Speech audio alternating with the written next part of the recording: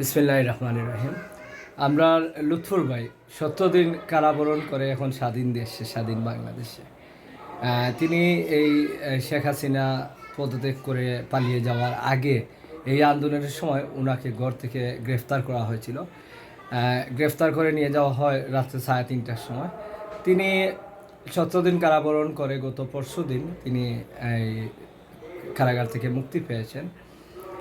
আর আজকে শুক্রবার আসলাম লুৎফুর ভাইকে দেখে যাই, লুৎফুর ভাইয়ের খোঁজখবর নিয়ে যাই। এর আগে লুৎফুর ভাই জেলে যাওয়ার পরে ওনার ঘরে এসেছিলাম, চাচির সাথে কথা বলেছি, বাবির সাথে কথা বলেছি, তাদের আইনি ব্যাপারে খোঁজখবর নিয়েছি। বলেছি যে আমি ইনশাল্লাহ ওনাদের আত্মীয়স্বজনের সাথে যোগাযোগ করে আমি ওনাকে কারাগার থেকে নিয়ে আসবো। যাই হোক, উনি কারাগার থেকে মুক্তি পেয়েছেন।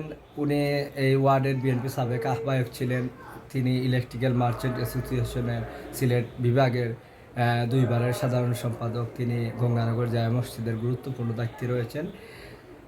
আমরা লুৎফুর ভাইয়ের এই যে মুক্ত জীবনে এসেছেন, কারাগার থেকে স্বাধীন দেশে এসেছেন, এখন আর সেই কারাগারে যাওয়ার ভয় নেই, পুলিশের ভয় নেই। স্বাধীনভাবে কথা বলতে পারবেন, স্বাধীনভাবে চলাফেরা করতে পারবেন। লুৎফুর ভাইয়ের সাথে আমরা একটু কথা বলি।